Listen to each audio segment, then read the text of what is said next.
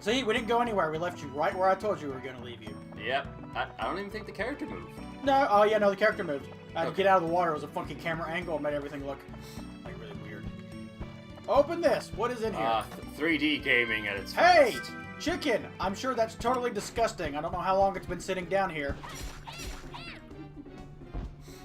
I really don't want to know because we're getting pretty deep into the dungeon. Yeah.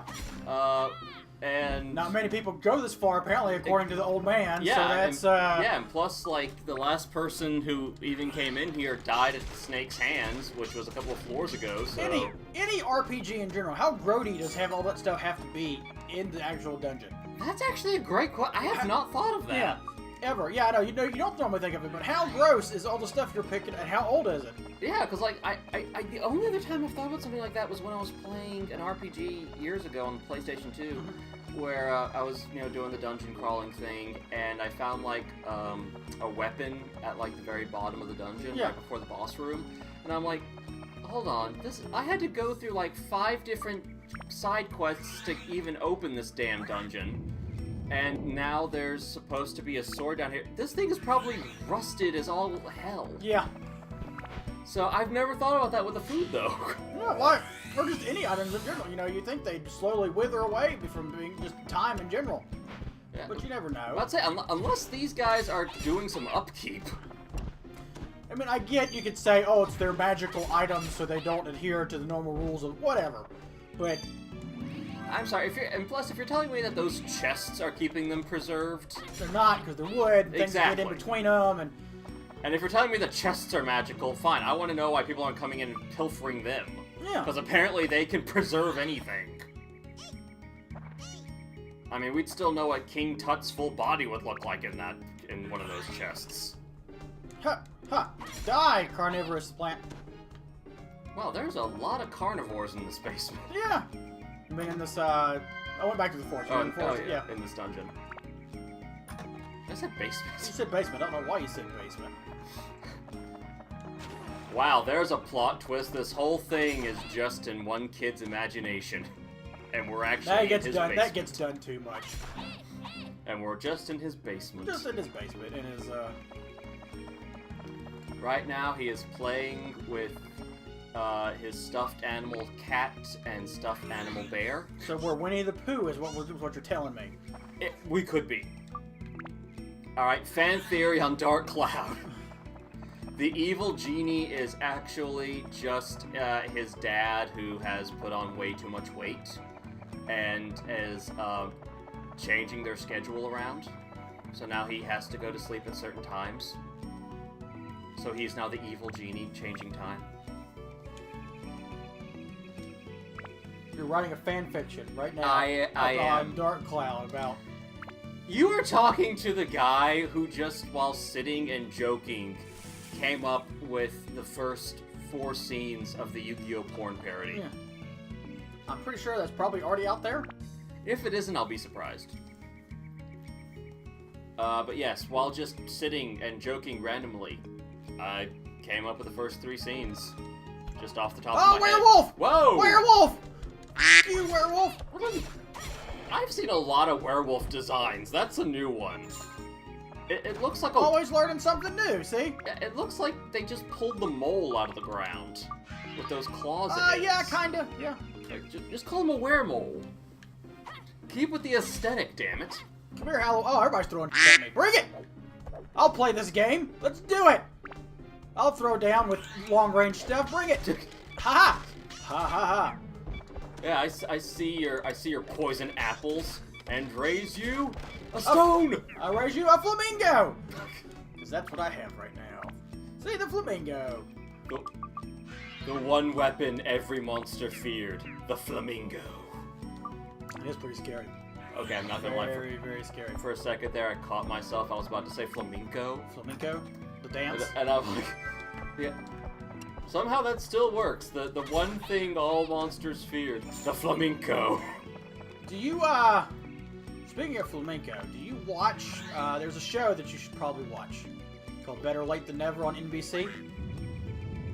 It's a show about 4 legends, as they call them, who go traveling across the world. Yes, I've heard of this. It is a great show. It's got William Shatner, and it's got Terry Bradshaw from football, and it's got George Foreman from boxing, and then it's got Henry Winkler, who, for those you don't know, is the Fonz. And basically, they have a guy who's taking them around these different countries. They did Asia in the first season. They're in Europe now. They put them in these crazy situations for them to do across the day. I've seen commercials for it. I haven't watched it yet. It's on demand if you can get it. It's the final episode of the season's coming up, I think. Oh Lord. But last night they did the flamenco while they were in Spain. So that's what made me think of it when you mentioned it. So. Wow, Henry Winkler doing the flamenco. Yes. They had to stay, they made them stay in a monastery where they had to stay quiet while candles were lit, like they were monks. That didn't go over very well. They got kicked out. Imagine Terry Bradshaw not being able to keep his mouth closed. Freaking William Shatner trying to make everybody more civilized and more culturally, accepting of everything. Terry Bradshaw from Oklahoma doesn't want to deal with any of it. Not a bit. They they tried to do an escape room, but they hated it. The only people who wanted to do it was the guy named Jeff, who's thrown around, and William Shatner. Oh Lord.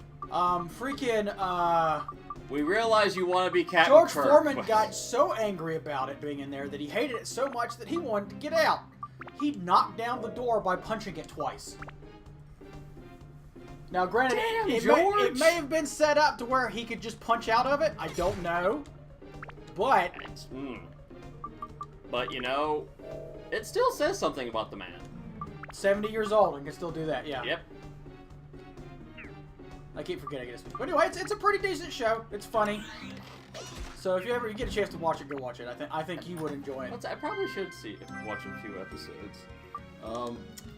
I'd say the most recent thing I heard was my father was watching Sports Center, and one of the announcers was talking about, well, something weird happened to me when I came into work today, because I brought my son, and I left him in the green room for a little while, and I came back, and he goes, Dad, I met Terry Bradshaw! He's like, yeah, and Terry's just standing there nodding. Yeah. And he's like, yeah, that is Terry Bradshaw. You're like, he's my favorite actor! And Terry just nods slowly. It's like, yep. Aha! Yeah. Also, notice the thing about Terry Bradshaw, when he's on any movie or any other TV show besides the Fox Sports thing, he gets naked. Really? First movie he was in, that movie with Matthew McConaughey, that romantic comedy thing that about, Matthew McConaughey was his son. He got naked in that. A couple of other things he's in, he got naked. In almost every country they go to, apparently, he gets naked. Why? Don't know. Hadn't figured it out yet. Running gag, I guess, of some kind, but he's just constantly getting naked. I mean, it might be like on the bucket list, be naked in every country you visit. Maybe. I mean, it could be on there. But see, I don't know how well his ADHD treatments are going. Probably not very well. At a certain point, anytime a person with ADHD has an idea, it's a good idea. So they've got two guys on that show who've been hit in the head way too many times, so it's kind of, Yeah. And a guy who's been in his head too many times. Yeah. Shatner. Yeah. I mean, let's face it, at this point, he has to have some kind of mental illness. You don't... You're learning a bunch of stuff. He knows a lot of stuff about a lot of things. I don't know if you've ever gotten to... I haven't really heard him talk about stuff, but... Yeah, I've had to hear him... I heard him give a lecture at a university. It was like... the video was online. And he seemed to, like he wasn't just reading off of cue cards. You could tell like he actually. Yeah, I can't. Felt strongly about what he was talking about. I can't tell when he does interviews and things like that if he's just really well prepared for everything that he goes to. Like he studies up on it, or he just knows a lot of stuff. Because I've heard him discuss with on Star Talk Radio about Star Trek and the things in space and stuff, and he seemed pretty knowledgeable about that stuff. So it's just, I don't know. Yeah, he's just one of those personalities that you honestly wonders, like, is he being serious with us, or is he just bullshitting us? Yeah, I don't know. And you don't know, and that's part of the fun. All right, I've left the dungeon. I'm back in Mataki Village. I think that's right. Yeah, I may have added one extra. Matataki. Tataki. Tanaki. Anyway, so, we come back. I'll be maybe finishing up the village, I think. Possibly. So we will see. Oh, okay. So, cliffhanger for you guys. It could be, we could almost complete this. So, next time, we will continue on. All right. All right. See you guys later. Later.